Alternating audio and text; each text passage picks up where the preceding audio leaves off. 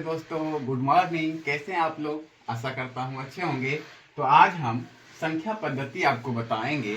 ये जो संख्या पद्धति है, संख्या पद्धति का मतलब होता है कि संख्याओं को सही तरीके से लिखना, और उसका जो नियम होता है उसी को क्या बोलते हैं? संख्या पद्धति। और संख्या पद्धति में ये सभी आता है: प्राकृत संख्या, पूर्ण संख्या, उसके बाद पूर्णांक संख्या, सम संख्या, विषम संख्या, भाज्य संख्या, अभाज्य संख्या, परिमेय संख्या, अपरिमेय संख्या। इन सभी के बारे में पढ़ेंगे नंबर सिस्टम में, संख्या पद्धति में।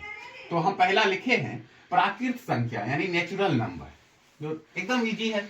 नेचुरल नंबर प्राकृत संख्या किसे कहते हैं? तो गिनती की सभी संख्या प्राकृत संख्या कहलाता है। तो गिनती की संख्या जैसे 1 2 3 4 5, ठीक है, अनंत तक। और यह जो है एक से शुरू होता है, एक से शुरू होता है और अनंत तक जाता है। जैसे 1 2 3 4 5 6 7 अनंत तक। ये क्या हो गया? प्राकृत संख्या, गिनती की संख्या प्राकृत संख्या। फिर है दूसरा पूर्ण संख्या, इसको होल नंबर बोलते हैं। पूर्ण संख्या यानी जो जीरो से प्रारंभ होने वाली, जीरो से प्रारंभ हुआ और अनंत तक गया तो क्या कहलाएगा? पूर्ण संख्या। तो लिखे हैं शून्य से प्रारंभ होने वाली गिनती की संख्या को पूर्ण संख्या कहते हैं। जैसे 0 1 2 3 4 5 6 अनंत तक, ठीक है। तो ये हमारा कहला जाएगा पूर्ण संख्या। अब पूछेगा सबसे छोटी प्राकृत संख्या, सबसे छोटी 1, और सबसे छोटी पूर्ण संख्या 0। सबसे बड़ी पूछेगा अनंत हो जाएगा।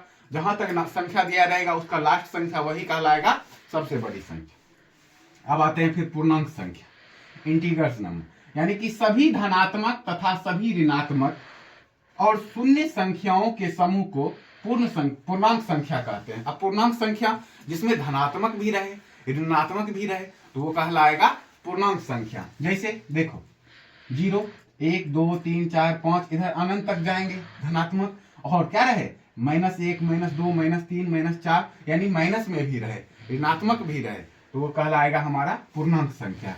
फिर आते हैं अब सम संख्या, इवन नंबर, वैसी संख्या जो 2 से विभाजित हो, यानी 2 से भाग लग जाए, पूरा 2 से विभाजित हो, उसी को क्या कहते हैं? सम संख्या कहते हैं। उसी को सम संख्या कहेंगे। जैसे 2 4 6 8 10 12 14 16 18 20, ये सभी क्या है? सम संख्या कहलाएगा। क्यों? क्योंकि 2 से विभाजित होता है ये सब संख्या। जैसे हम बता देते हैं 8/8/2, इसको काटेंगे तो 2 चौके 8, विभाजित हो रहा है ना। ये सभी क्या है? सम संख्या। अब आते हैं विषम संख्या, कि वैसी संख्या जो 2 से विभाजित ना हो उसी को कहेंगे विषम संख्या। जैसे 1 3 5 7 9 11 13 15, ये सभी क्या है? विषम संख्या है, क्योंकि ये 2 से विभाजित नहीं हो रहा है।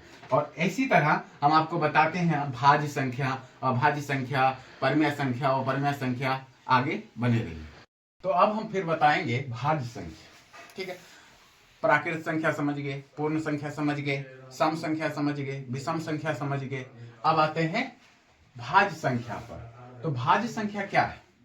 भाज्य संख्या वे संख्याएं जो एक और स्वयं के अलावा किसी और संख्या से विभाजित हो या पूरा कट जाए, भाग लग जाए यानी विभाजित हो जाए, या पूरा कट जाए एक और स्वयं के अलावा, उसे भाज्य संख्या कहते हैं। जैसे 4 एक के अलावा, और 4 एकम 4, 4 के अलावा भी कटेगा, 2 दूना 4।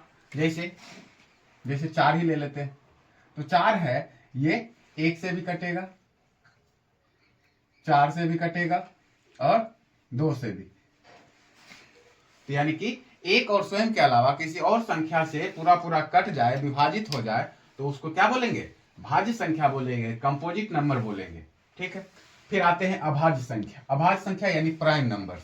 तो वे संख्याएं जो एक और स्वयं के अलावा किसी और संख्या से विभाजित नहीं हो, यानी कि एक और स्वयं के अलावा किसी और संख्या से नहीं विभाजित हो, उसी को कहेंगे प्राइम नंबर, यानी कि अभाज्य संख्या कहते हैं। जैसे 2 3 5 7 11 13, ये सब क्या है?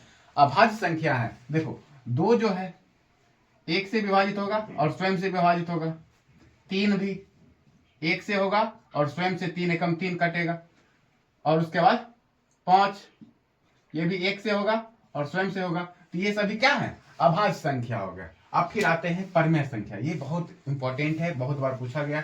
परमेय संख्या यानी रेशनल नंबर वे संख्याएं जिन्हें p बटा q के रूप में लिखा जाए।